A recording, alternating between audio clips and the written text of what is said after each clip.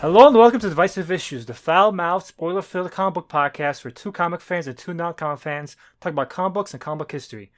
I'm Sly. I'm Ryan. I'm Phil. And I'm Darryl. And today we're going to be talking about comic book history, right, Sly? Yeah, we're going to be talking about Captain Marvel, but not that Shazam? Captain Marvel.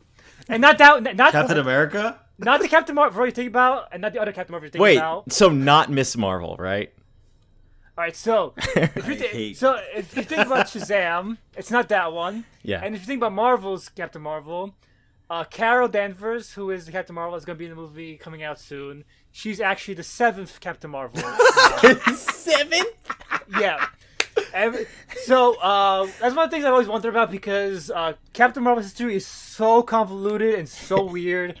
I'm like, how are they going to fucking mishmash all this history together and make a fucking cohesive story that They're actually just going to cut out most of it like they have to do to make anything in comics make sense. Yeah. Yes. But this is usually, I'm like, there's a part of me that I'm like, I recognize why, but like, I want this history. But for Captain Marvel, I'm like, nah, just skip to Carol. That's okay.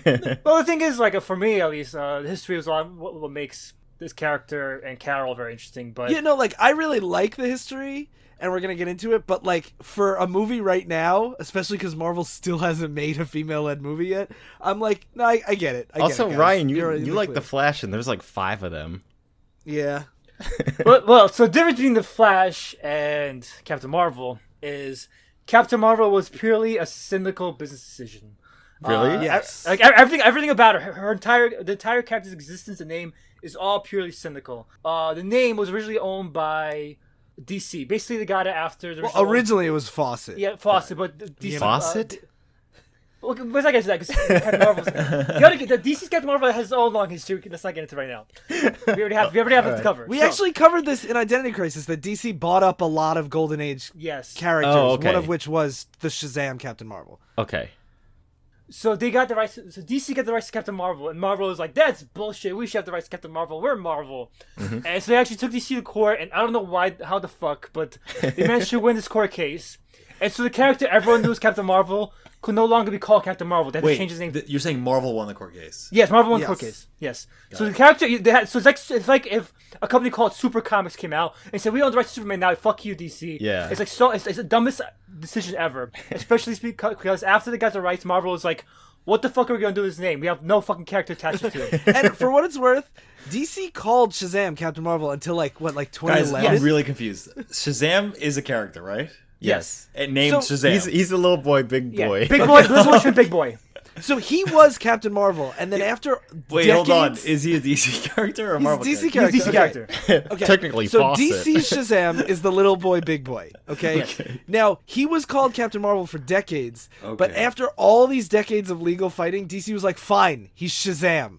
Yeah. Okay, So- we'll never call him Captain Marvel again. Was there ever a time when both Captain Marvels existed? Yes, there was, but they couldn't call him. What happened? What Ryan's referring to is they couldn't call him Captain Marvel on the cover anymore, so they kept calling him Captain Marvel, but they called the book Yes. Shazam.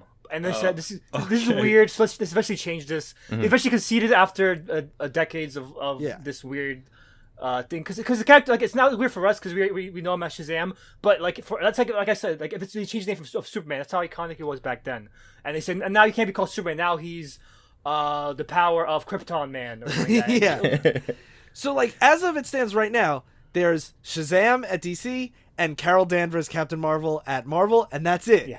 But Yes. it took Wait. decades to get that far. Wait. Carol Danvers is the original Captain Marvel? No, No, I'm she's saying not, that's what no. it is now. Oh, okay. Yes. All right. Yes, so and even Carol, the reason why Carol was Miss Marvel and the reason she's Captain Marvel now is to keep the brand alive.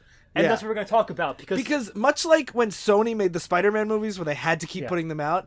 Or Fox with Fantastic Four. Yeah. Yeah. exactly. Yeah, like Marvel had to keep putting out the Captain Marvel book, otherwise they would lose the name. So they just kept reinventing it like constantly. Okay. Yeah, because one thing we're going to consistently mention, or I'm going to consistently mention, is that Captain Marvel got canceled, Captain Marvel didn't sell well.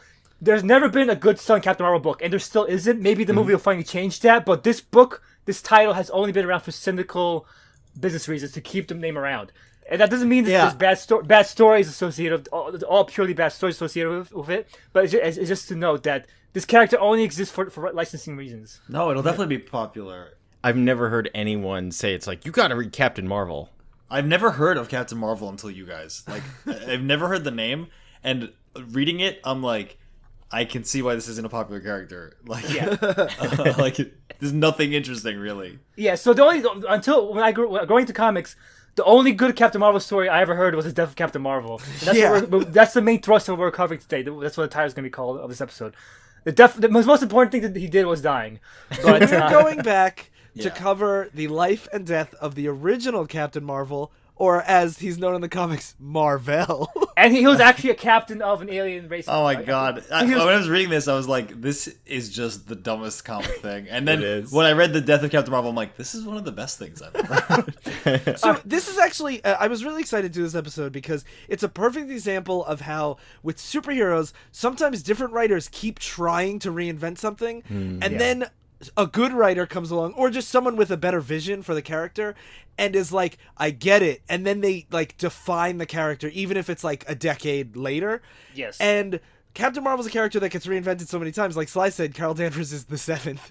That this is gonna be like a multi-part episode. A very multi-part episode. We're not even going to cover all 7 because that'd be impossible. We're going to cover like the 5 biggest ones, the ones that actually kept the title for like a book. Yeah. So today we're focusing on the one that is not getting a movie, but the like. He's going to be appearing in a movie, I think. Yeah, I believe he is. Yeah. Yeah. So the original Captain Mar-Vell, Captain Mar-Vell. He was created by Gene Colan and Stan Lee. And when we get to this, you'll notice it has a lot of similarities to Stan Lee's Superman. This is just a Stan Lee-ass Stan Lee story. Yes. It is. So this is Also, this story is going to be like full of so many like explanations that are going to be required. Because first off, Captain Mar-Vell is a Kree, and I thought Kree were always blue. No, so that's There's pink Kree and blue Kree. They're different races. Yeah, Kree's a fucking lame race. I always thought they were lame. And, How are they any different than humans? No, that's Because they're blue sometimes.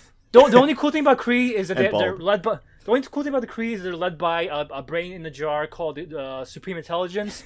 But you don't have to have the Kree for that interesting leader. You could. Yeah, have I'm like, any other... that's just like a concept. You can it's a apply to concept. anything. So, the first issue, to talk about how Stan Lee it is, it's from December 1967, and it's Marvel Superheroes number 12.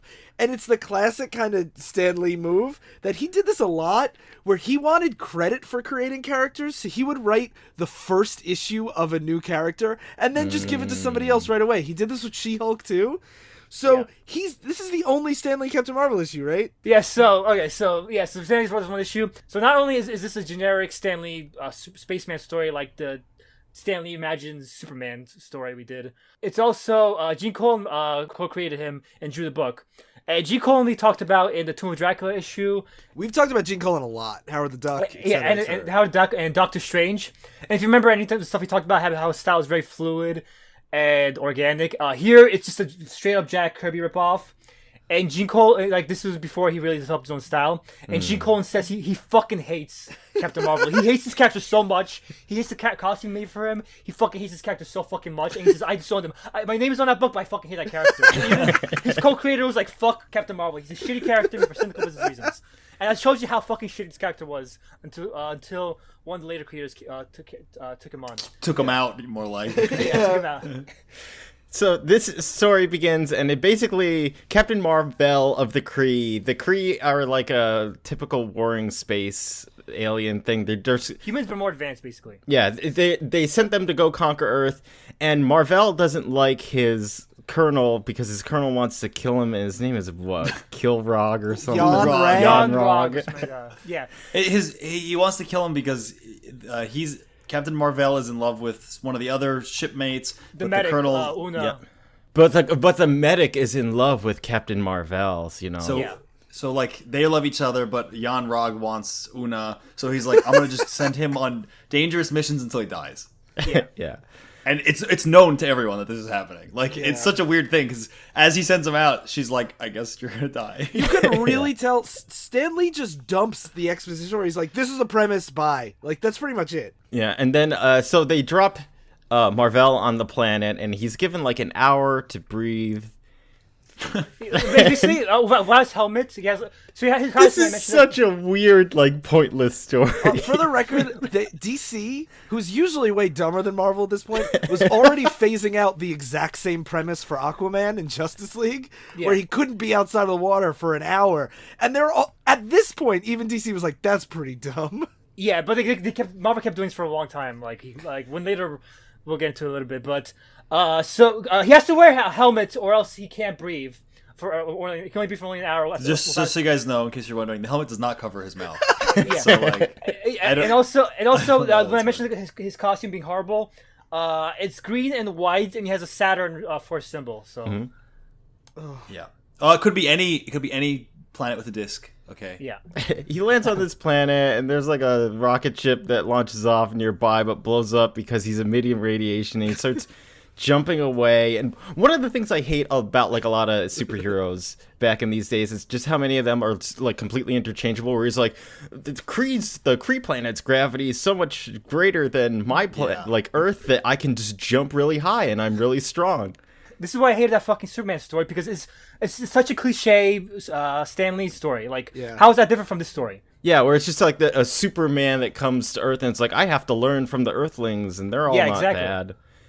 But he does have a laser gun that shoots black light at people. Black light, and it just makes everything fucking like a day for night shot in a movie. Yeah, and you see everyone's blood and cum stains, you know? Yeah, he flies away, and then he's like, I guess I'll find a hotel to stay in. So he takes off his mask and puts it like in this like his thing that he's carrying. What is that? A tube? By the way, we're not gonna cover this whole entire story. This is the first part of it. It's 3 parts, and so much of it's fucking filler. The part where he's jumping around the missile base is filler. Him going to the hotel untying his shoes is all filler. It could have been one fucking issue. Not just untying his shoes, but the first thing happens at the hotel was so confusing to me. It was so confusing. He grabs his hand and he's like, the Colonel, he's getting me. And you're like, oh, he's killing him. And he's just giving him a watch. Like, like his wrist, he gets paralyzed, so he can't move. And then a wrist teleports to his hands. Just like, none of this makes sense of like, it should have been really easy to kill this guy if you can paralyze him. Also, how about, isn't this like standard procedure that you warp things down to people? Shouldn't he know I'm being... what? No, why not take this with you, you goddamn idiot? Yes, really. And number 2, in the second issue, they reveal that the Kree Supreme Intelligence knows Jan Rog wants to kill Captain Marvel, and they're okay with it. Like, let's go with us. Do it, dude. Like, why doesn't he just kill him? Just fucking laser him. Like, what the fuck? And the thing that baffles me about this issue is because it's part of like a Marvel preview magazine at the time, it's only 10 pages, and Gene Colan has a lot of like big panels, and it's still so boring. Yes. Yeah. Yeah, and then nothing happens.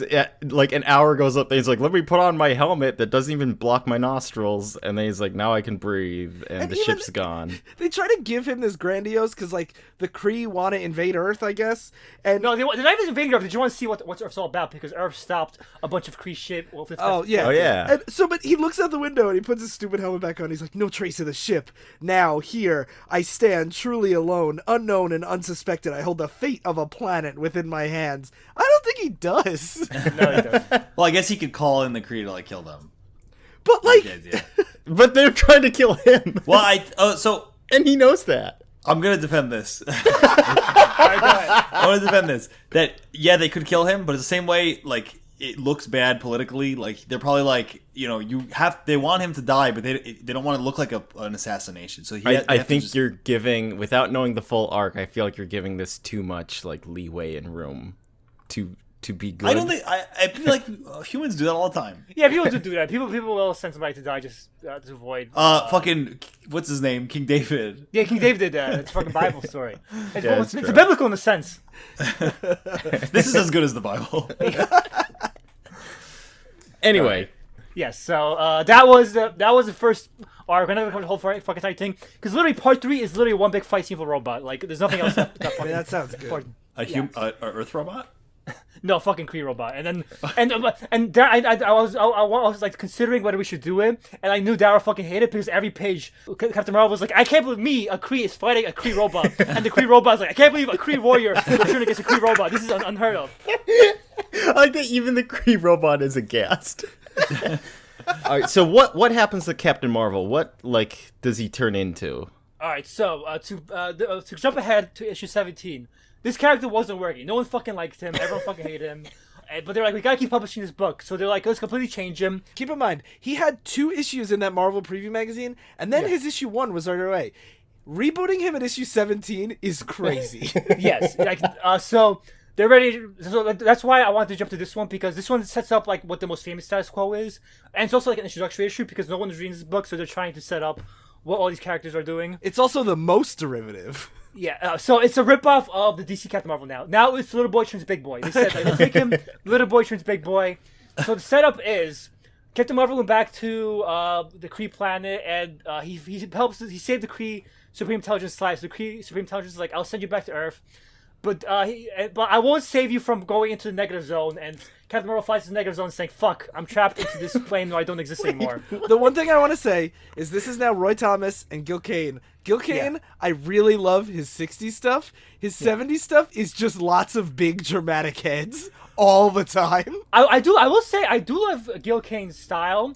I love his anatomy. Like, I love how fluid his motions are. Yeah, right. I wanted to talk about this because, like, as I was reading this, I'm like, have we read something by Gil Kane before? Because he has so many, like, pages are full of just, like, a whole person, like, twisting and bending constantly. Like the one with the kid on it, right? Yeah. Where he's twisting.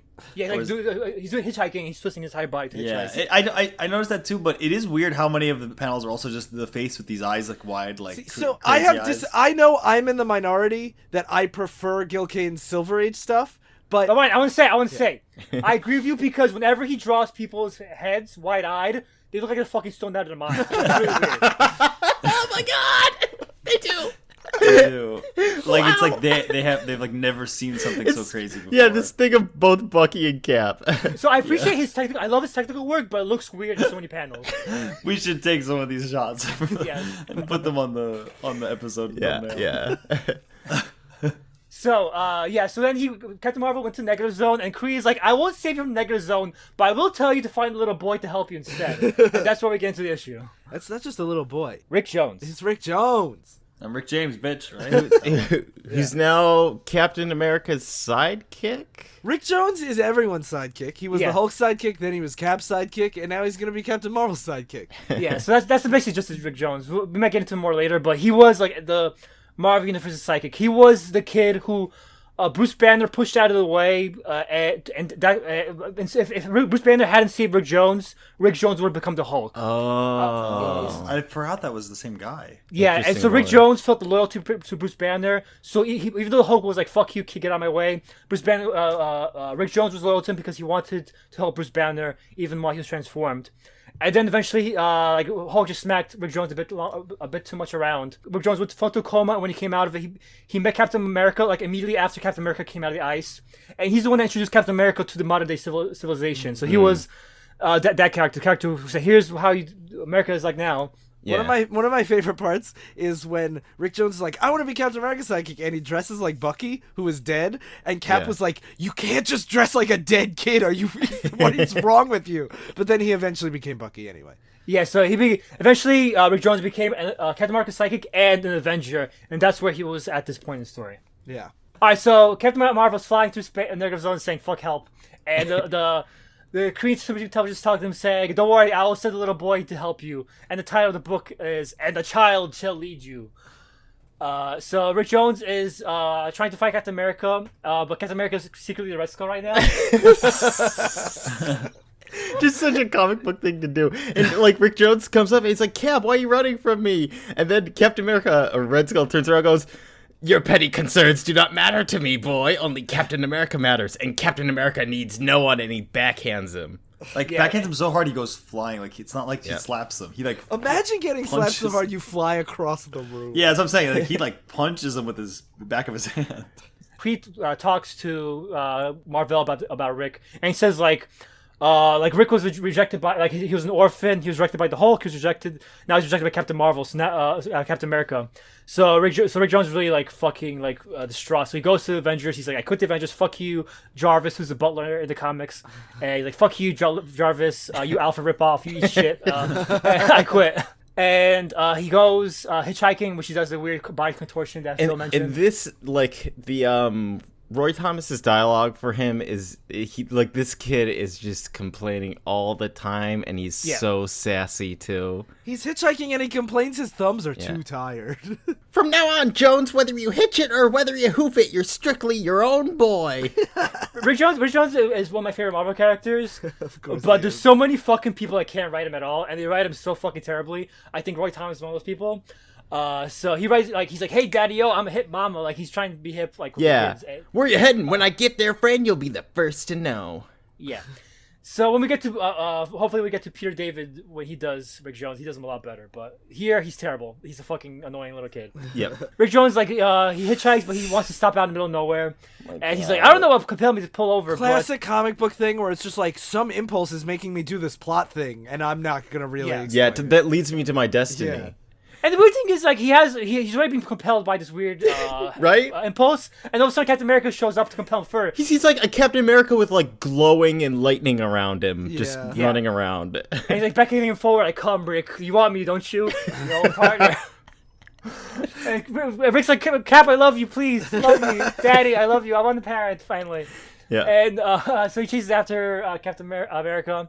And he finds this really weird. This is one reason why I like Gil Kane. Yeah, really. That's why it works because it's very 60s. Like you could tell, like maybe Gil Kane was still in his mind while he drew this because it's like really weird architecture, weird green statue of a devil. Yeah, like it doesn't look like the ones we've talked about before, where it's like this big machinery thing. Like it's really strange. And as Rick Jones, organic almost. Yeah, he says, "I've been in mad scientist labs before, but this takes the test tube." Yeah. God damn.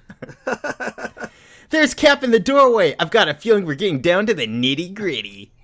Yeah, so, and he's just saying this every fucking panel. Rick Jones doesn't fucking stop talking. This whole entire fucking comic. He talks so much. He sees Captain America, but Captain America starts fading away, and he fades away in front of these wristlets. They're the negabands, right? negabands. They're just golden bracelets. Yeah, they're negabands, but he puts them on. Negabands.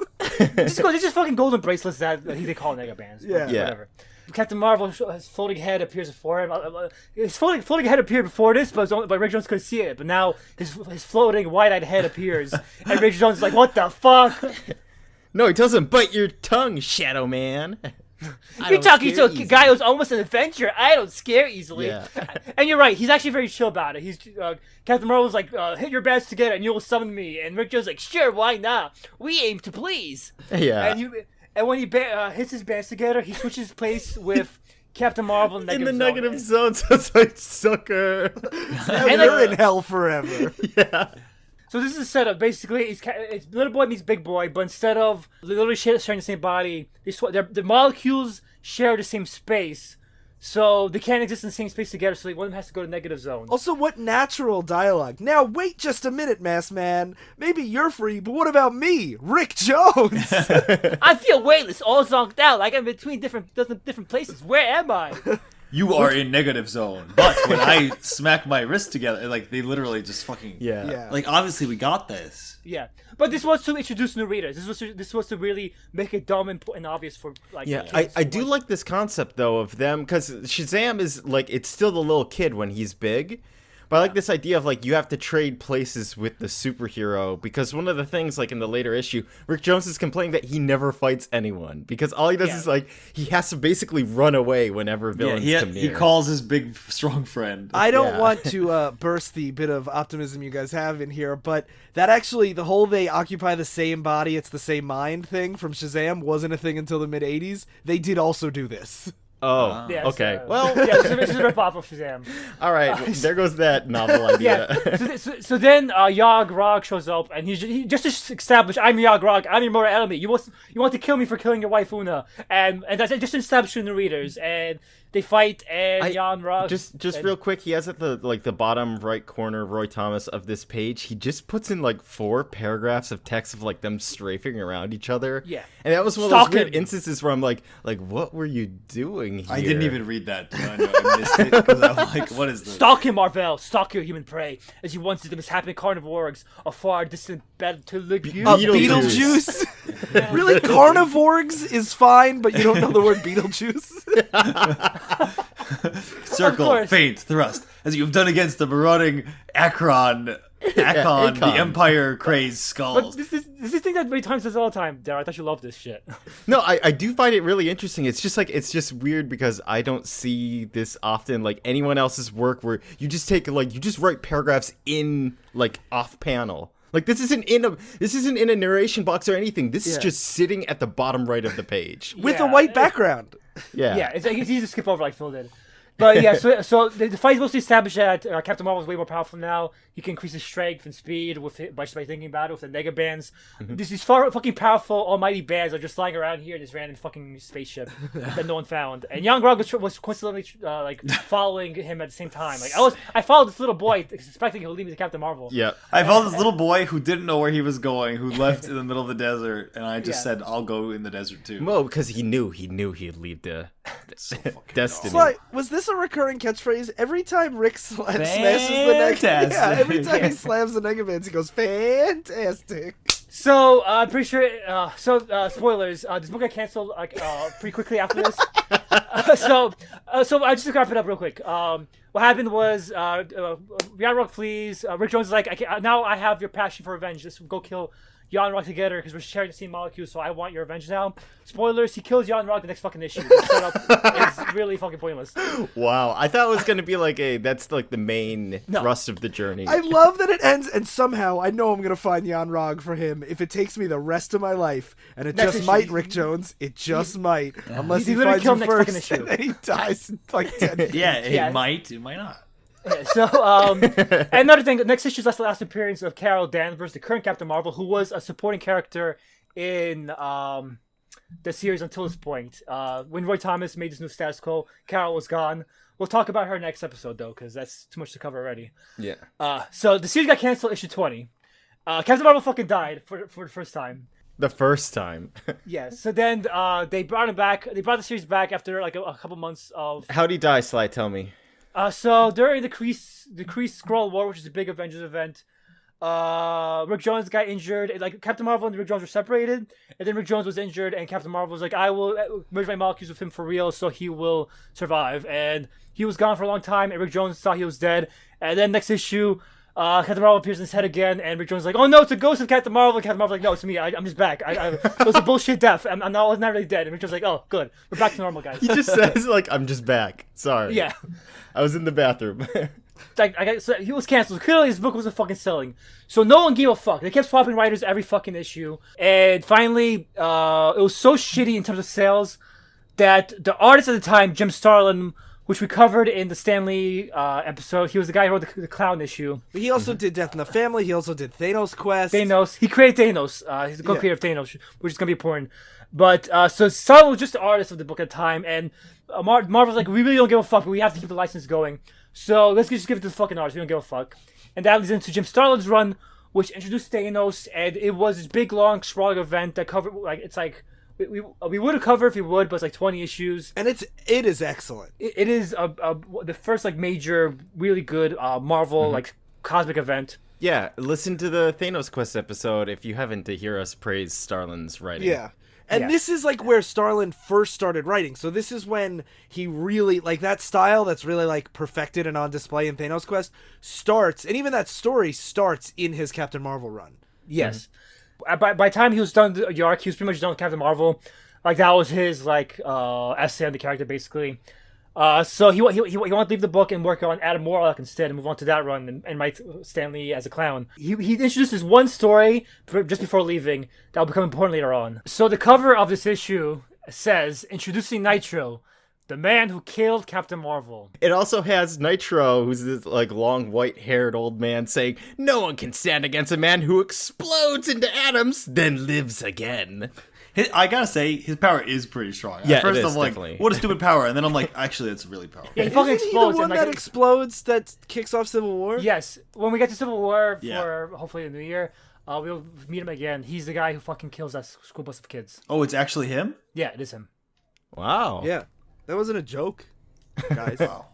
This is now 1974. Captain Marvel 34. This is right after Jim Starlin's big Thanos story, like Sly said earlier. Yeah. This is the, coda of it. Mhm. And it starts with...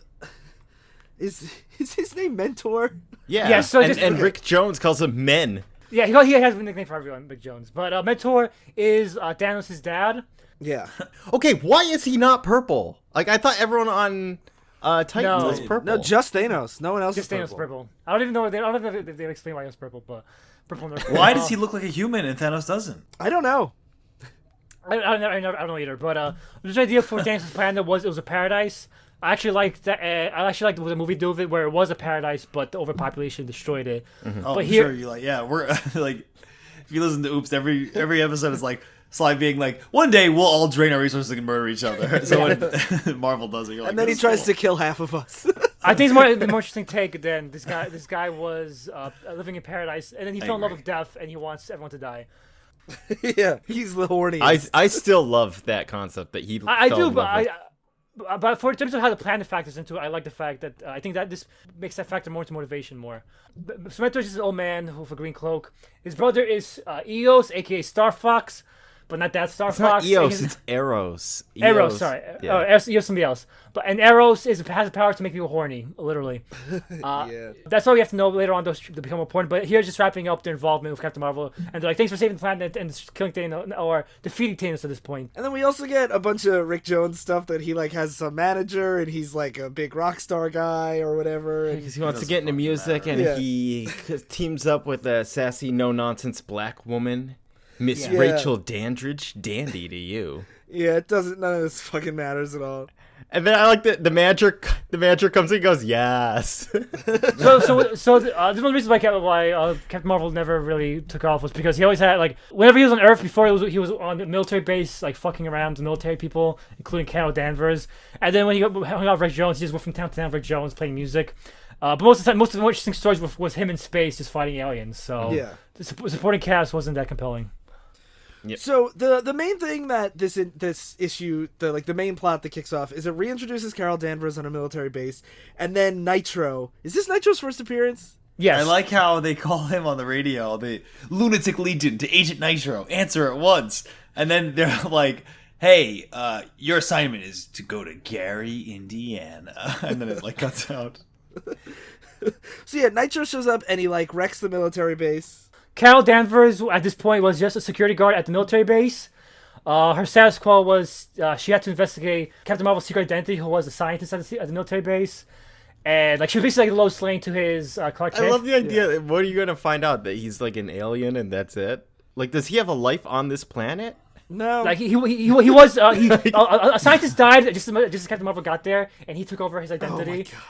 And so what happened was it was basically like Clark Kent and Lois Lane, where Captain Marvel gaslit her, and she made her think she was crazy. Like she saw an alien right in front of him while he was standing next to her as a secret identity, and she's like, "There's a fucking alien spaceship." And as Dr. Lawson, the secret identity, is like, "You're crazy," and she went to the superior saying, "There's fucking aliens, guys." And Dr. Lawson saw it too. And Dr. Lawson's like, "She's a crazy woman. Like you should listen to her. She's obviously having her period." And everyone's like, "Oh, fuck you, Carol." And, so she basically like, it would be like Clark Kent gaslighting Lois and making her think she's crazy, and she Which he suspected did. him of, yeah, and she suspected of him. She didn't know he was Captain Marvel, but she knew he was shady. Like she's like, I never saw you in space before. You don't look like the Lost Lane before. Like where's the original photo of you? And she was trying to track down his secret. But eventually they're like, fuck this whole entire military base thing. He's gonna hang out with Rick Jones, and Carol left the book. And now she comes back just to guard this thing called, what's it called? Specimen Compound 13. Compound 13. Which is a poisonous gas that can wipe out the entire planet, like all life on the planet. Yeah. Very good thing to carry around. Yeah. Yeah. And then Nitro shows up. And to have he's- like 2 guards guarding. Yeah, I was thinking that. I'm like, what like low budget military base did they put this super? It's like putting all the nukes on the planet just No, in like. but that's how you know it's like it's secretive, because you wouldn't have like 3 guys guarding it, right? Yeah, the old bait and switch. Yep. So then Nitro shows up, which, as we said, he's in this purple suit and he has long gray hair and he's this like old man. He looks like he reminds me of Nail from Streets of Rage 2. Oh, Just Okay. his design. yeah, a little bit. and his power is that he explodes and then comes back together. And he steals the armored truck that has Compound 13 in it, and he's driving away, and they get How does coincidentally this even work? he gets T-boned by Rick Jones, his tour car. Yeah. But it's funny because he's in an armored truck, and like Rick Jones and his manager are in this like little tiny car, and it shows like they like collide past each other or something, and like the armored car's wheel goes off and it flies off the road and flips over. Whereas Rick the other Jones' car's okay. Yeah, you just wouldn't expect it. Are armor car wheels more defense or no? Well, it's like not about just the wheels. It's like if you have one really heavy object and one lighter object, and they smash into each other. I mean, I guess if Rick Jones's car is the one doing the impacting while it's going the other way, I guess it could push it. Well, let me just pull out my Who reference knows? table. We're not and, even sure what happens. Punch in M1v1 equals M2v2, right, guys? Oh my god. But so then Rick Jones is like, I can take this guy, and he goes and tries to kung fu him, as he says, and just he eats shit right away. And then he fantastics and clangs his hands, and Captain Marvel shows up. It doesn't seem fantastic at this point. I think they dropped it. Yeah, they dropped it. So when Nitro shows up, he starts fighting the new partner, the like sassy black woman, and he's like, "Don't make me laugh. What mugger did you ever meet who could blow himself up?" And then when Captain Marvel shows up, he's like, "That seems like a self-defeating power." Yeah. And he kind of mocks him, and then he's like, no, this is what I mean." And then he explodes, and it's a full 2-page spread of Captain Marvel being like, "I just fucked up so Yeah. bad." One thing I like is Nitro always keeps calling him a creep for some reason. Like, you fucking creep, trying to bust my fucking sting. When Nitro's way more creepy looking. Yeah. And then he reforms in this really cool effect of like all this purple gas that reforms into his body. And then they fight for a while, and he just keeps exploding. And like, I don't want to be dismissive. Like, the fight is pretty cool, and I really like Starlin's art in it. But like, nothing really happens in it. Yeah. Captain Marvel loses the fight. Like, he explodes so much that Captain Marvel loses. Yeah. Cal shows up, and she's like, I exist still. And Captain Marvel's like, what the fuck? You guys written out like a long time ago. And then the tank was... he got away with the tank, the Compound 13. Nitro did. She explains to him that the Compound 13 will kill everyone. He's like, okay, I got it. I know the stakes now. And even then, Starlin does cool effects, like, while she explains it, instead of just her face expositing, there's an Earth with 2 skulls behind it. Yeah. And they're just like, it'll destroy every living thing in the state of Indiana. And if the whole thing blows, it'll depopulate the planet in a day. So then he chases after him. Captain Marvel catches up with Nitro. They fight a little bit more, and this time he actually lets Rick fight a little. Yeah. Well, actually, he wants to do the Negaband switch while holding on to Nitro, so that way the overload Nitro make him explode even harder than he normally would, so he can't reform himself.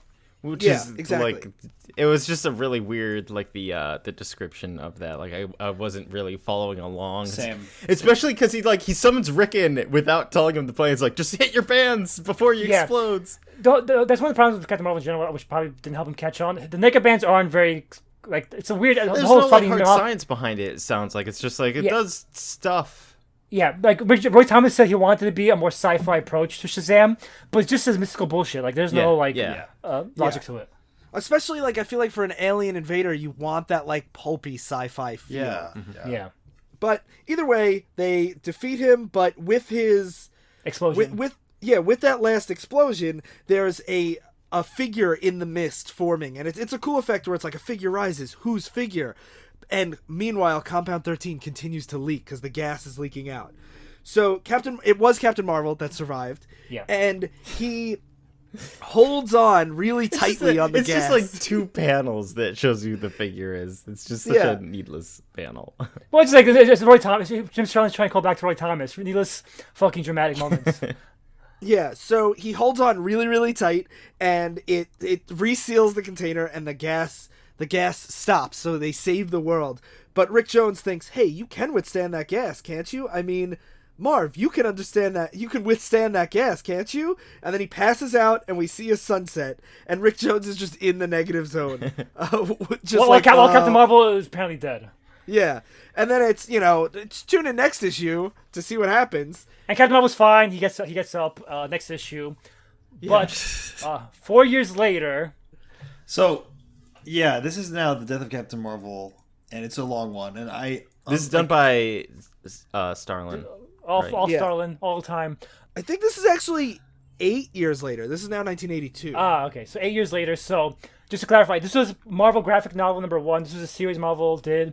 This is also where God Loves, Man Kills for the X-Men was released. Yeah, Yeah, so this format was like Marvel trying out like standalone graphic novels that were longer and usually More like prestige art, format. Yeah, And they're actually good. yeah, a lot more. They were a lot more mature, and a lot of them had a lot more diverse art styles. Like you saw a lot more like painted stuff and like stuff like that came out. in Less this format. typical Marvel style at the time. Yeah, Yeah. like now we think of graphic novels as like a very dime a dozen, run of the mill kind of thing, but like these were very ahead of their time. Yeah. And like it's hard to even like trying to summarize this story in 15 minutes or less is going to be really tough because it's like it's not going to do it justice. It's like I wasn't kidding before when I said this is one of my favorite things I've read in a long time. Like I really don't give a shit about Captain Marvel, but then reading this I'm like, this is so good that I do give a shit about him in the context of this story. Yep. Yeah. So all the other issues, by no means have to go back and read, but I would recommend reading this one. Yeah, even if you don't like Captain Marvel, you will probably like the story. And Yeah, it's a good story. so by this point, Captain Marvel had been out. His series got canceled again. Jim Starlin gave him his run, gave him like a breath of life that lasted until like issue 60. But he just never really had another good arc after that. And eventually got canceled. And they were like, let's publish a new Captain Marvel story. And Jim Starlin's like, can I fucking kill him? And Marvel's like, you're like the only like definitive writer Captain Marvel ever had. So you can tell the story about the death of Captain Marvel. And so it begins with him telling an audio log about his life, and you get a lot of that early backstory about his origin with Jan Rog and everything. And the thing is, the way he recaps it here, and like we're not going to go through it again, but it is so much more engaging here than The actual story. than the actual stories. Like Yeah. it makes it seem like even like his boring costume just like has this sense of like he's an alien exploring this world and realizing that like he's being betrayed by his commander, and like it gives it a much more pulpy sci-fi feel than the original stories that tried to do that. Yeah. Yep. Yeah, the summary is better than the Yeah, actual story. absolutely. I was gonna say one of the important things to note is that one of the events that we didn't cover is that he met this big monster blob with a man's face and an eyeball called Aeon that gave him the power of cosmic awareness. Yes. They gave cosmic awareness to a lot of people in the 70s. Yeah. Did they? I think it's just Well, Captain like- Marvel. I think Captain Marvel Well, did. Captain Marvel, Doctor Strange got it around that time. Well, it wasn't, then- that wasn't Cosmic Mirrors. That was just like he was in tune of like life on Earth. Okay, that seems kind of the same to me. It's just life. It's Earth awareness. Yeah, and also what it is like he can detect any shift in like reality that's relevant to him, and it's like it's arbitrary what that is. Like it's the powers that be that define that, but he can. Okay. So it's more broader Yeah, scope. because And- I looked it up because I'm like, this sounds like a very interesting power that I was surprised like wasn't discussed earlier. And I mean, it was mentioned in the previous issue that he was granted the gift of awareness. This power was given by Eon, which is like a floating, rotting eyeball head. Yeah. And it made Captain Marvel the protector of the universe. Like now he became like the most cosmic hero of all, as the cover always calls him. And it's neat because it's basically omniscience, but only limited to anything relating to you. So if someone is like gonna fire a laser across the universe, and if it hits you, you're gonna know about it, but otherwise you don't know.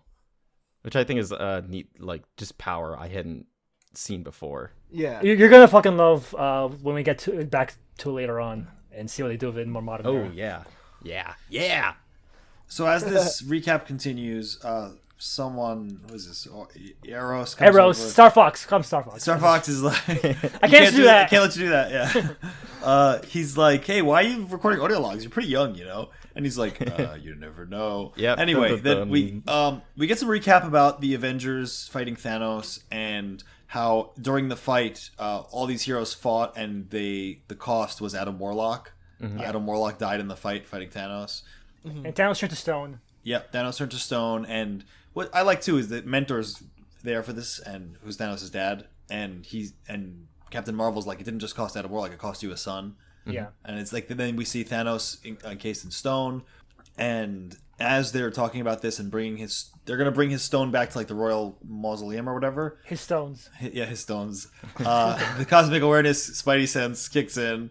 And they see that there's an ambush going to happen. They have this Well, fight. because he realizes that he's like, I thought we just left him on the ground, but he's up on a stage. Like it almost looks like the statue's on like An altar. An altar. Dun dun Yeah, dun. And that's when he's like, oh shit. And it's a bunch of Thanos acolytes. Basically, now they worship him as a god now that he's dead. And they believe he's going to come back and fulfill the prophecy or some shit. Yeah. And it's funny, they beat the shit out of these guys, and then they're like, get out of here, you bums.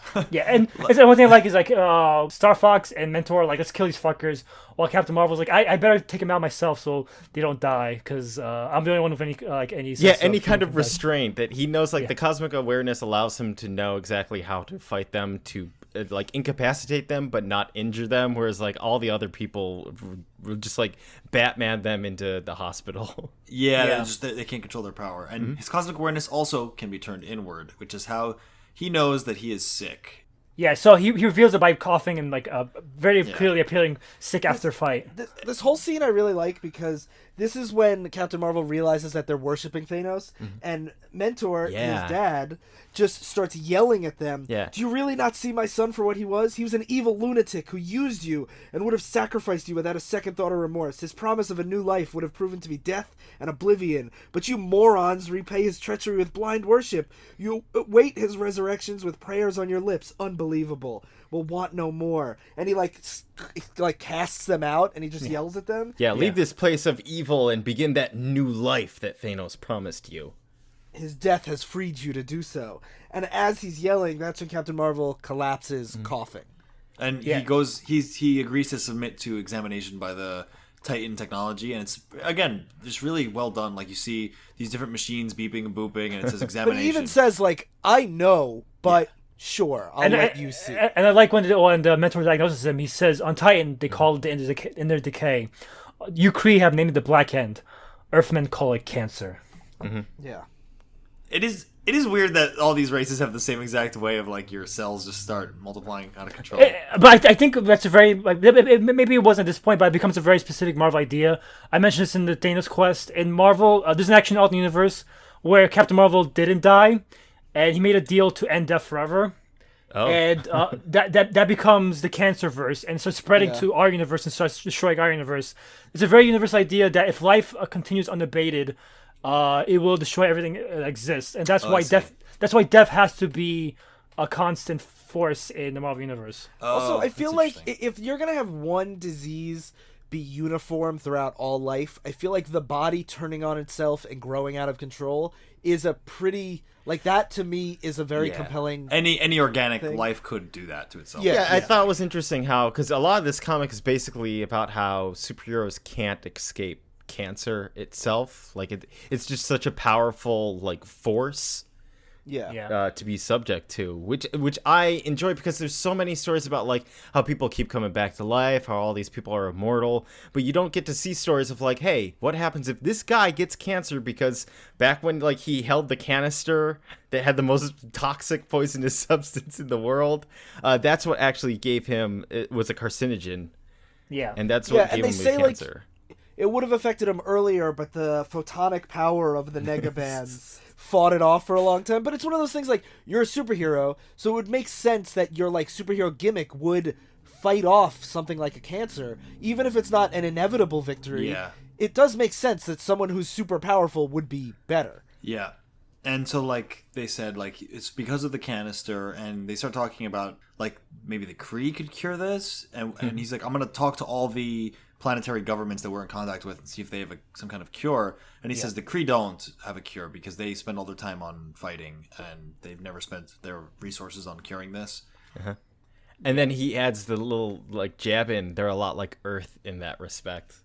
Yeah. Fuck humans, right? Yeah, it's a good one, Starlin. Just throwing that out there real quick to be like, what if we spend all that money on research? That's not a bad thing Not to a say, bad but it's point. also not like a new idea. Yeah. No. I'm just saying I like that. But that theme does come back, in my favorite moment of the whole book. Yes. So the next moment is he has to go tell his future wife, who he just plans to have babies with. I forgot her name. Elysius? Elysius. So he goes to her, and it's a silent panel, and Mentor's watching far away. It's as a whole silent page. Whole silent page, Like yeah. It's really 12 good. panels. Yeah, so like, and you can see like there's no text, but you can see by the reactions that he's telling her, and she starts crying, and Mentor can't watch, and he starts walking away. He can't watch anymore. It's so good. It's very, I feel like that's very Starlin. Yes. Yeah, definitely. I also like her name is Elysius. Elysium was the Roman afterlife. Also, the name of a Matt Damon movie. So he continues to recount his life in a second autobiography where he talks about Rick Jones and the negative zone. He talks about meeting and working with the Avengers, and he says how he's defended this universe, and they have this really cool single splash page of every villain, I guess, who's like ever fought him. Yeah. All flying at him, and he's like, some later became friends, but too few. Wait, I'm sorry to diverge, guys, but I needed to know this. Who on the right side of this page is that super buff Watcher? There's the Watcher. That's the Watcher. Captain Marvel fought the Watcher. I don't know. I haven't read the issue myself, but I know they got a beat. I thought the Watcher. I don't know I why thought the he's so Watchers buff, just had though. like big head, little bodies. They're They like are bobbleheads. changed. They are changed. I think in the 80s they made it so he was just a bald guy. Then they made him back into a baby man in the 90s again. There's also like there's just a golden skull on the ground who's like mad at him. that guy too. And he's like, I'm afraid I'm going to leave behind more enemies than any man should have in one lifetime. But he says, though, I'm glad I was able to at least stop Thanos. And you see a lot of the heroes fighting Thanos alongside him. And he's like, it was usually Adam Warlock or me that fought these kind of cosmic villains. But in the end, it took nearly all of us to stop him. And you see like kind of like the classic like from the Infinity War movie shot, where they're all just like on him at once. grabbing him. Oh, it really is that shot. Yeah, it basically Wow. is. Yeah, he also mentions because Adam Warlock, we mentioned in this clown episode, the Stanley episode, that Adam Warlock basically was destined to turn evil. So his whole plot story was him trying to kill himself as a god entity. So like it's interesting how Jim Starlin plays on the idea of death all the time. Yeah. And so like he talks about how Adam Warlock welcomed death, but like Adam Marvel says no, I love this life. I don't want to leave it. Yeah. And he says, I actually need to go see someone else, Rick Jones. Bitch. And he says his life may depend on it because maybe since we share a space or whatever, maybe when I breathed in that canister, This is one of my favorite scenes in the book. Yes. So as he goes there, it cuts to New York and it says, Earth, New York City, the night spring air is cool and refreshing, just right for sitting on a 44th Street tenement roof. The guitar's gentle rhythms weave sad patterns, and a strong but sensuous voice fills the twilight breezes with songs that seem strange coming from one so young. Yet even a short life can be rich with experience, especially if that life belongs to Rick Jones. Or Rick Jones, as Captain Marvel calls out to him. I really like Starlin's introductions of that gives you like a lot of depth behind it. Even if you didn't read any other like stories, like this already tells you more about him than I got from like all of his quips. Well, that's what I was saying, how like I didn't give any shit about him at all, but like you can encapsulate so much emotion and relationship background in just the way they talk to each other in good writing. Yep. Yes, that is important because like a lot of problem with a lot of sticky stuff is quantity, not quality. Well, yes, you can get the idea across more. Yeah. efficiently. I think that's what always like bugged me about like a lot of the writings of the older stuff. It definitely does feel like quantity, not quality. But like it is worth knowing this was the introduction of the graphic novel That's true. to Marvel. So Yeah, this that's is them trying to up the quality. And Yeah. Yep. And it fucking shows. Because they have this sad conversation on the roof where he's like explaining to him that he's got cancer and he wants to make sure that he gets a checkup too. And he's like, Rick Jones is like, you're gonna get treatment, right? And he's like, yeah, I am, but the problem is I'm Kree, so my biological system is different from Titan and Earth people. And the Kree hate me because I betrayed them, so they're not gonna help out. So I might be fucked. And he just starts Rick Jones starts yelling at him like, you're just gonna give up and die? Don't give me this no hope crap. I've seen you in action. I know you can beat anything. Like, you're a Kree warrior. You're trained to fight death, not lay down and surrender to it. And he's like, Captain Marvel's like, yeah, all my powers, though, are useless in this kind of situation. I can't kick or punch or fly away to escape cancer. It doesn't work that way. My body's betrayed me. It's my own biology which is killing me. All I can do is accept my fate. And Rick Jones doesn't give up. He's like, maybe you're prepared to accept it, but I'm not. You're not like maybe you're willing to give up on life, but I'm not. You're part of my life. I'm not going to quietly sit by and watch you die. I'm not going to let you die. And he runs off and slams the door. And it's just a really great scene. And then after he slams the door, he leaves Captain Marvel on the roof, and all the panels here, like, they have had the skyline, and now it's just a white background of just Captain Marvel saying Rick in really small font. I'm sorry, I can't help it. Yeah. So Rick goes to the other heroes saying, Beast, Wonder Man, Black Panther, Ant-Man, Iron Man, Thor, Vision. Yeah. You're all super smart, like geniuses from all different walks of life. Like Thor, you have magic. Ant-Man, you can fucking Also, shrink. Thor is a doctor. Is he? Yeah, Thor is a doctor. Yeah, I forgot. Because He I was, was gonna make a Don joke Blake, because like the Rick whole Jones thing. is coming to him for help. I'm like, I wouldn't go to Thor for help, but Thor's like secret identity is a doctor. Oh right, the other guy. Oh my god. Yeah, when he was condemned to Earth to walk the Earth in the comics, he was a doctor. Yes. Yeah. And they're like, we can't help. Sorry, Rick. We'll try, but and Rick's like, fuck you, and he walks out. No, not only that, they're like, don't expect any miracles. We're only human. And he's like, oh, I see, I get it. In other words, you'd like to help, but it's not good business taking on anything it doesn't look like you can lick. Bad for the old reputation. Mm-hmm. And then Beast is like, wait, that's not what we meant. And then he storms off anyway. And then this is like one of my favorite moments. Mm-hmm. And this goes back to the like when you said about like the resources that Earth just doesn't care. Mm-hmm. So a door slams and a room full of the world's most powerful beings falls silent. But it isn't the irrational outburst of a youth in pain that so humbles them. For if Rick Jones had remained, he would have learned that all within that room had already arranged to go to Titan to work with Mentor in finding a cure for Marvel's is it malady? Malady, Malady. yeah. No, that which has so subdued them is a common question they each ask themselves. Why? Why haven't we used our genius abilities and powers to stamp out this dreaded killer before this? Each has his own answer. Each finds his own answer unsatisfactory. I really like that line. Yeah, And like I that love that idea of like, because everyone always asks like, oh, you have all these super geniuses. Why don't they cure cancer? Why doesn't Lex Luthor cure cancer? Like all these questions. And then this book is like, they didn't think about it either because they're too wrapped up in their own plots. Yeah. Yeah. And they even have this other scene here where it's like the news is received with mixed feelings, shock and dismay on the news, joyous triumph for the artificial. They don't say on the news, or it's just They don't say any characters. They show like each of the people from his life, Right. right. Yeah. intelligence. say joyous triumph for the supreme intelligence, restrained passivity for the watcher. Some remember as a friend. It's a cowboy, space cowboy with like a bubble helmet. The space farmer. He's in overalls with like a robot Oh, cow. some people call him a space cowboy. Yeah, well, and it's even that I'm like I can excuse this like reindeer spaceman like Yeah, because it's just drawing from history, like the yeah. comic book history. yeah. Yeah. And we've talked about this before, like we talked about this on Identity Crisis, is you can have a quick montage where it's just like, okay, this is silly, but the point you recognize like, oh, this is somebody that matters, this is somebody who matters. Yeah. They don't stop the book and they're like, see Captain Marvel 12 for the time that he helped this space Yeah. cowboy plant carrots. Sexy And as- Stan. And as Captain Marvel gets more sick, time goes on. He goes to talk to Eros, and he talks to him and says, "Hey, I just want to talk to you because I know how you feel about Elysius," implying that he has some kind of feelings for her. And he's like, Eros is a horn dog. "Yeah," and he's like, "I know it's not important. I'm gonna be gone soon, and I need someone to. She needs someone to talk to and confide in and trust. She's gonna need a friend, and will you do that for me?" And he says, "Of course." And as he walks away, Eros is crying, and it's like, And at this point, Captain Marvel's in this like new suit.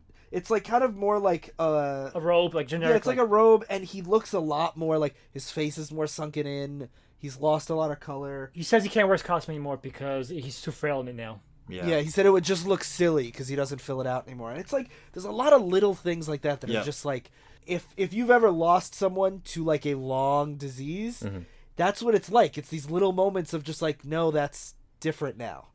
Yeah. yeah.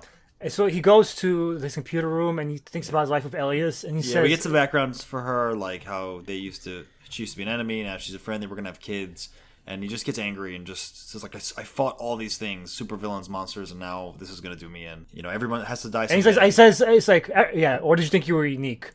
And I guess that's what it's all about. I just never figured what happened to me. Deep down inside me, I felt those special things that would make me who I am would just live forever.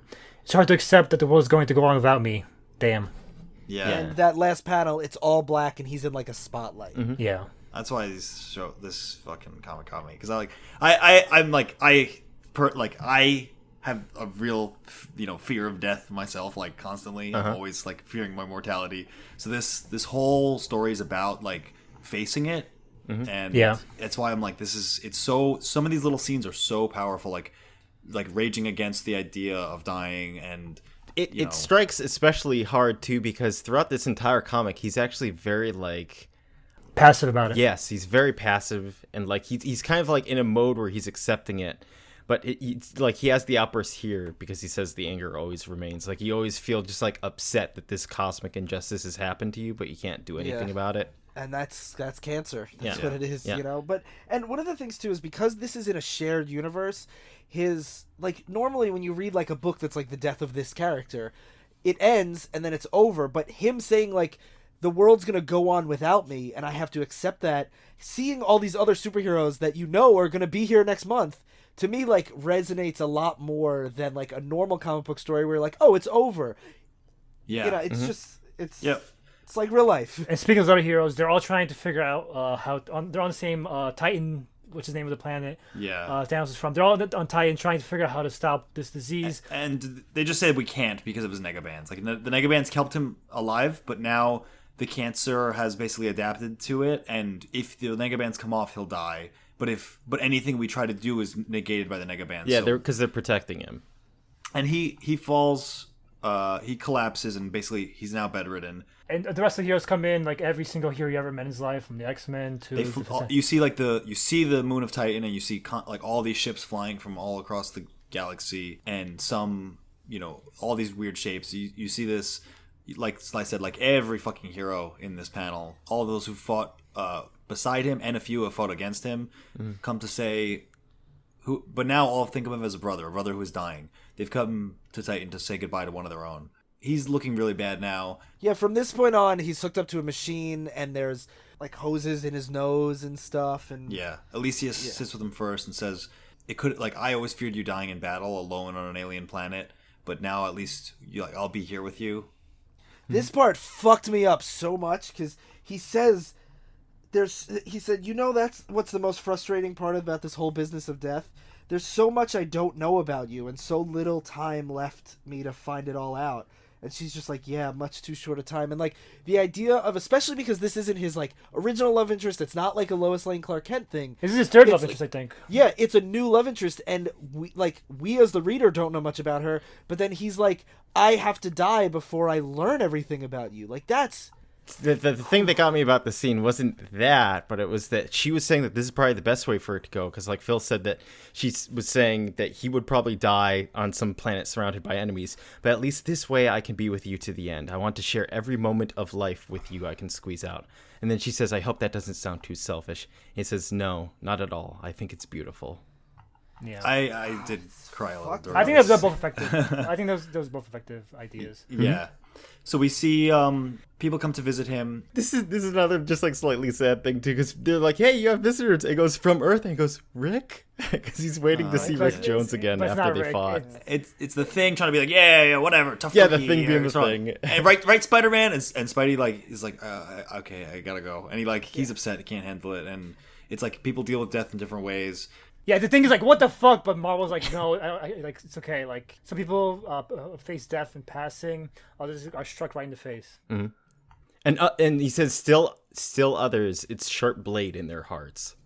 Yeah, because the thing with Spider-Man leaving, so he like storms out and he's like, it's just all a bit too much. I'm just a little shaken, and I really like his point here, and I think it speaks to Peter Parker because he's like, no, like people die, but we're superheroes. We're not supposed to like get cancer, and like it speaks so much in just this one page about the compartmentalizing difference between Spider-Man and Peter Parker, where like Peter Parker's family dies.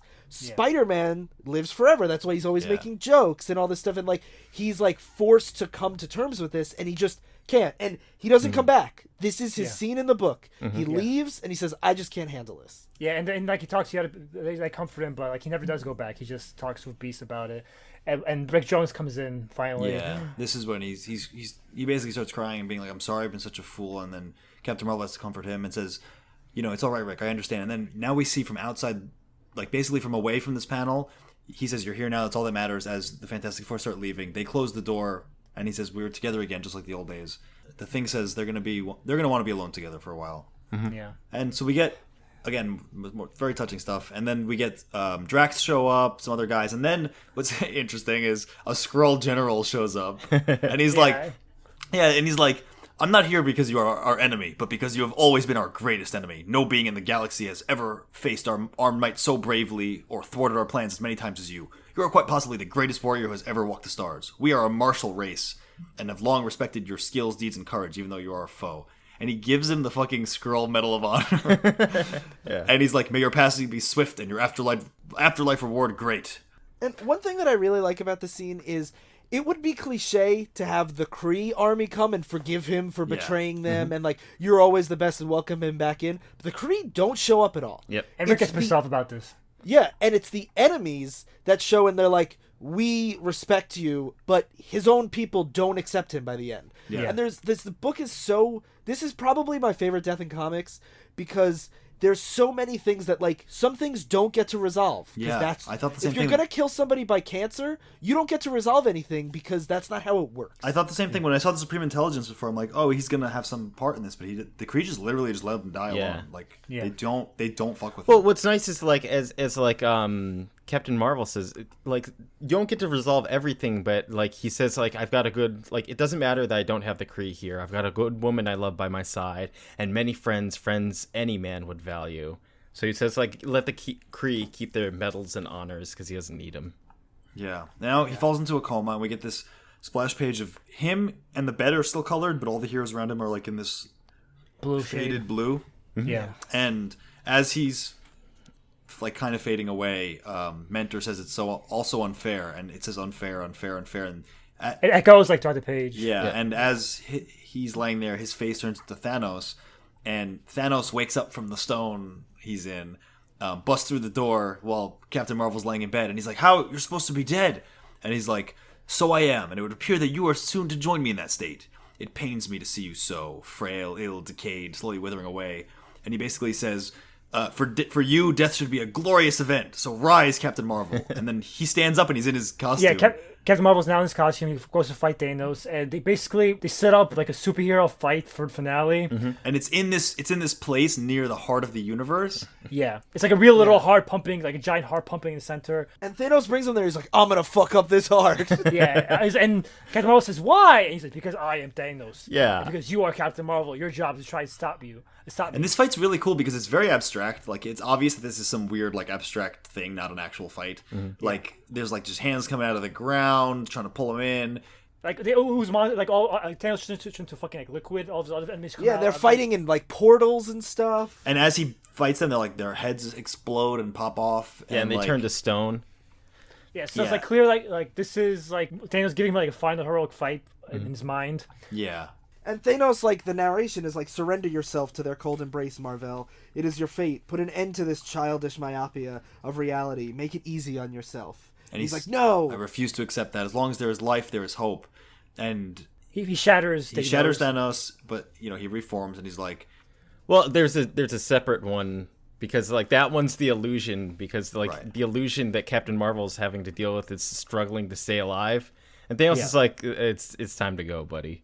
yeah, I am finite. Like all men, I am finite, and I accept it. Your arrogance is noble, but futile. Just, but useless. It is the way of man, the only way we know how to play the game. But the contest is over, and she comes for you. Are you ready for her? And it's Death standing there. And this is Death. Death shows up as a woman, looking like a woman. Thanos says, "She is the bridge to eternity. Her caress is peace. Do not fear her, for she is merely that which awaits us all." And then this is when Captain Marvel says, "It's not that I fear her. It's just that I no longer need." And he waves his hand in front of her face, and he says, "The illusion." And from now, she's not a woman, but like a skeleton. Skeleton, yes, and she kisses him. And Thanos says, "So it ends," and the heart of the universe stops beating. Yeah, so he's like, I don't need the fucking heroic finale anymore. I'm willing to accept my fate. And he holds Death's hand with Thanos on the other side, and they walk into this darkness. light. And the white light, and that's when the EKG goes flatline. Mentor and this I like how the no more line. There's only one more line after this. Mentor covers him saying he's gone, and the final page is a splash page of a star in the shape of Captain Marvel's logo, standing over all the heroes as they stand over his grave in space. Yeah, and the grave is the monument with the original logo that was on his shirt. Yeah, the Uranus symbol. I really teared up a lot through this ending part. I thought it was really touching. Yeah. Yeah, because the only superhero-y comic booky stuff Starlin does is the illusion, because that's how Captain Marvel wanted to live. Yeah. And It's I want to say, I read this on a fucking website, and one of the comments on here actually captured it really well for me, where some guy a year ago just said, "Beautiful, soulful, and handles a difficult topic with respect and dignity. This is a good comic." After reading that, I'm like, yeah. Yeah, finally you can agree with someone I on this really website. agree. Yep. It proves yeah. like when you give Starlin material to work with and you just let him like work at his own pace, that he produces really good stuff. He's by far my Like favorite. you should read Thanos Quest if you really like this. You really should. Yeah, remember we did the fucking Joker Iran story?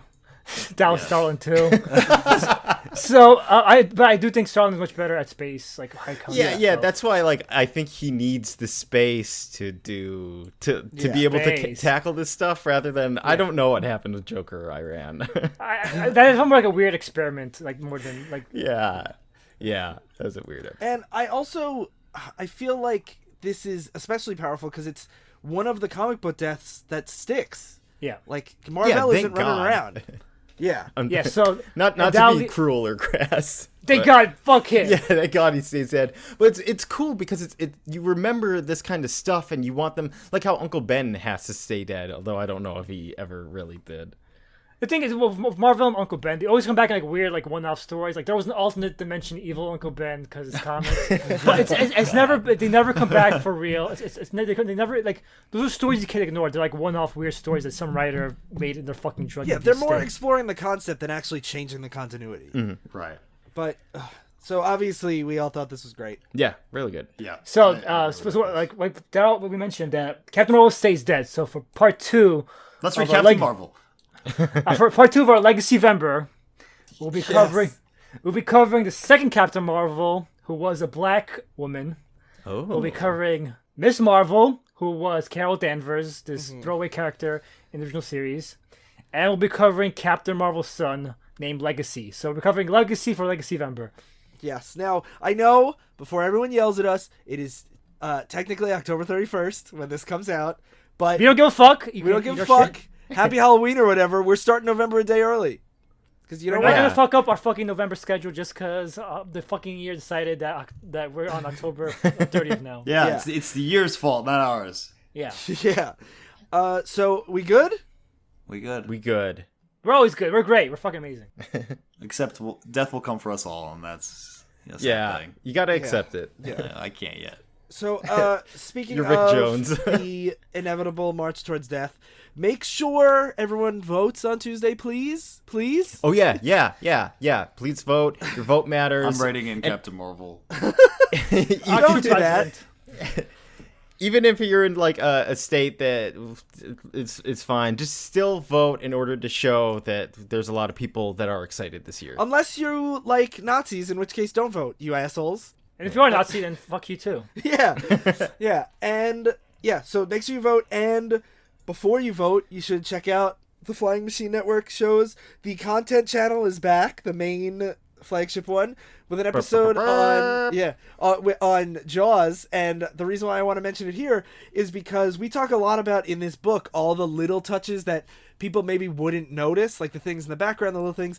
And Malcolm's whole episode is about the Jaws sound, the Jaws score by John Williams that isn't that da-na theme. All the other really nice touches in the background that make Jaws a classic that maybe you don't notice, in the same way that Starlin makes this book perfect in ways that a lot of people maybe wouldn't notice. Yes. So Sounds neat. It's very good. We should also hype up, speaking of Patreon, and speaking of Flying Machine, and the Flying Machine Patreon, to segue to that, we'll be covering Heroes in Crisis, a modern DC event on the Patreon. Yeah. And we should hype that out because if you're a comic fan, you know what Heroes in Crisis is. It could be compared to the modern Identity Crisis in terms of fucking shit up. And it might be just fucking terrible.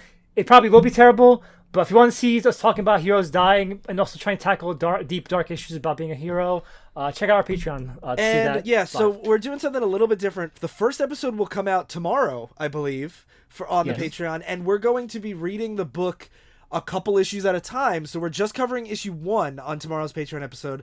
So we're gonna let Phil and Darryl kind of experience what it's like to read a story and just have to have it take 6 months. Yeah. Yep. And then yeah. you're going to see us change our opinions potentially during the middle of the story, because sometimes there are plenty of stories where Ryan's come to me saying the story's fucking amazing, then gets the last issue, he's like, this is the worst story I ever fucking read, Yeah. or the emphasis happened. And this issue Sometimes is, the killer doesn't make sense. And this is one of those issues where I'm like, I fucking hate this, and if he's doing what he's pretending to do, then fuck this book forever. So we'll see. We'll see how it goes. But yeah, so that's, if you go to the flyingmachine.network website, and you could check out the Patreon right there. It's also patreon.com/flyingmachine, and you get all the bonus episodes at the $5 a month level. So check that out. Which we already have 6 episodes done, so that's like 2 hours of content. Yeah, you could listen and you to. get all the backlog. 3 hours. So it's not like Yep. if you donate now, you miss those other episodes. So Yeah. cool. And that's all I got. So take us away, Sly. Yes, so thank you all for listening. I've been an old man that explodes, creep. I've been fantastic. I've been Rick James, bitch. And I, like all men, am finite and accept it. Stand continuity.